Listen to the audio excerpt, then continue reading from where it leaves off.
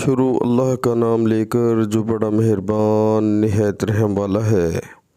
السلام علیکم ورحمۃ اللہ وبرکاتہ۔ اور وہ وقت یاد کرنے کے قابل ہے جب تمہارے پروردگار نے فرشتوں سے فرمایا کہ میں زمین میں اپنا نائب بنانے والا ہوں۔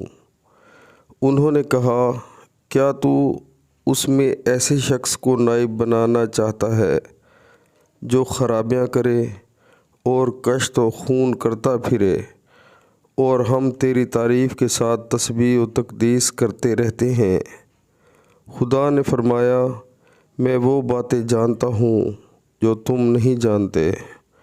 سبحان اللہ۔ پیارے مسلمانوں، اللہ تعالی ہمیں قرآن پاک ترجمے کے ساتھ سن کر اس پر عمل کرنے کی توفیق عطا فرمائے، اور پیارے مسلمانوں 5 وقت نماز باجماعت پڑھنے کی توفیق عطا فرمائے۔ پیارے مسلمانوں، ہمیں غور کرنا چاہیے کہ ہم اپنی زندگی کس طرح گزار رہے ہیں۔ ہم آج کل کے دور میں 95% لوگ جو ہیں نماز سے غافل ہو چکے ہیں، اور ہمیں صرف دنیا کا ہوش ہے اور آخرت کے بارے میں ہم بالکل نہیں سوچتے۔ بس ہماری تقریباً سب لوگوں کی یہی خواہش ہے کہ ہماری دنیا بن جائے۔ جیسے ہی اذان کا ٹائم ہوتا ہے لیکن ہم توجہ نہیں دیتے، کیونکہ ہمیں اللہ کے حکم ماننے کی فکر نہیں ہے۔ ہمارے دل میں خدا کا خوف ختم ہو چکا ہے، اور جتنے بھی اللہ تعالیٰ نے قرآن پاک میں حکم دیے ہیں کہ یہ تم کام نہ کرو، وہی تقریباً سارے کام ہم لوگ کر رہے ہیں۔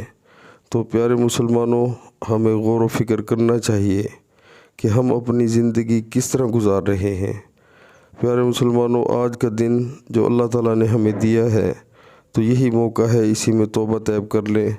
زندگی کا کوئی بھروسہ نہیں، تو آخرت کے بارے میں سوچیں، کسی ٹائم بھی اللہ کا حکم آ سکتا ہے۔ عمل کریں، انشاءاللہ بہت فائدہ ہوگا۔ السلام علیکم ورحمۃ اللہ وبرکاتہ۔